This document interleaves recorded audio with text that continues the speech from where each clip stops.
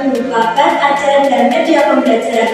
Perkenalkan, nama saya Serina Febrianti dan teman saya Wasilat Mohopiro, Siti Azizan Nur Rahman, Ali Habib, Razan bin Sofian. Baik, di sini kami dari kelompok 7 akan menjelaskan bahan ajar kami, yaitu fotosintesis atau proses pembuatan makanan pada tumbuhan. Yang pertama yaitu capaian pembelajaran. Peserta didik juga membuat rencana dan melakukan langkah-langkah operasional untuk menjawab pertanyaan yang diajukan berdasarkan panduan tertentu. Tujuan pembelajaran di sini ada dua. Yang pertama yaitu melakukan kegiatan mengamati gambar poster. Peserta didik dapat menganalisis proses fotosintesis pada tumbuhan. Dan yang kedua, melalui unjuk kerja, peserta didik dapat merancang prinsip sederhana pada proses fotosintesis. Yang selanjutnya yaitu apa itu fotosintesis? Fotosintesis merupakan proses di mana tanaman menggunakan energi cahaya matahari untuk memproduksi makanannya sendiri agar tetap bertahan hidup. Yang selanjutnya yaitu bahan dari fotosintesis. Yang pertama yaitu cahaya matahari, yang kedua itu air, yang ketiga karbon dioksida, yang keempat yaitu klorofil. Yang selanjutnya yaitu proses fotosintesis.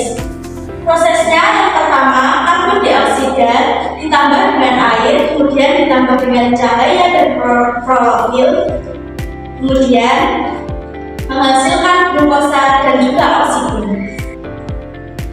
Selanjutnya yaitu proses fotosintesis. Proses fotosintesis yang pertama yaitu tumbuhan memperoleh air dari dalam tanah, lalu diserap oleh akar dan dari akar disalurkan menggunakan sistem transportasi yaitu jaringan xilem atau floem.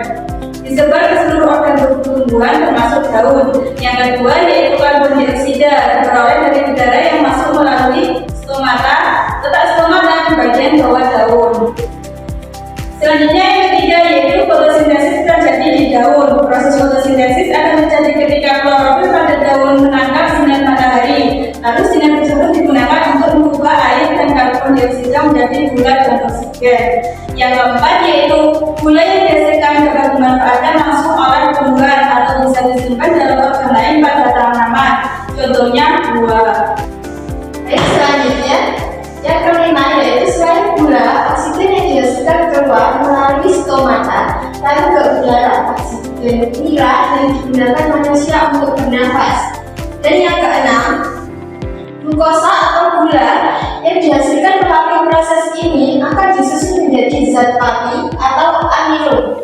Zat pati akan disimpan di dalam akar tumbuhan. Ini jadi contoh dari hasil fotosintesis. Hasil fotosintesis yaitu glukosa C6, H12O6 dan juga oksigen O2.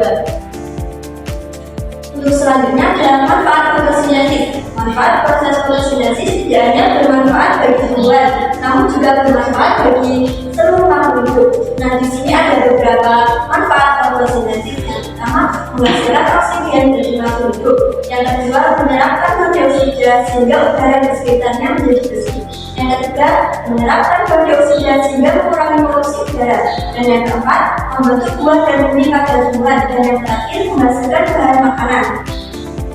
Untuk selanjutnya, kewajiban kita terhadap tumbuhan di sekitar adalah yang pertama, melindungi tumbuhan tersebut dari kepunahan.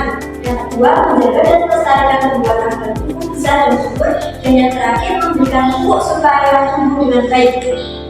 Nah, baik, itu tadi penjelasan bahan ajar dari kelompok kami. Untuk selanjutnya, kelompok kami akan menjelaskan mengenai media pembelajarannya.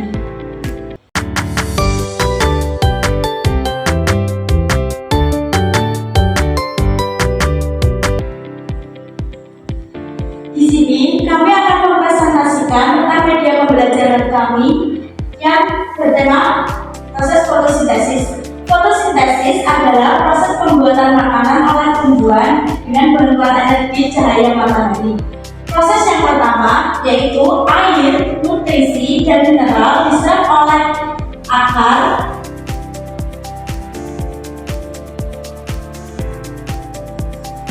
Untuk proses yang kedua yaitu karbon dioksida juga diserap oleh daun. Untuk proses yang ketiga, energi, karbon dioksida, air, dan mineral diproses di dalam daun.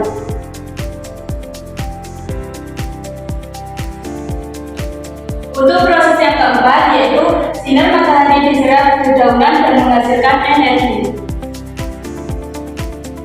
Dan terakhir yaitu oksigen dilepaskan sebagai produk sampingan fotosintesis. Bahan fotosintesis yaitu ada karbon dioksida, air, klorofil, dan cahaya, dan akan menghasilkan karbohidrat dan oksigen. Itu tadi presentasi mengenai bahan ajar dan media pembelajaran dari kelompok kami. Wassalamualaikum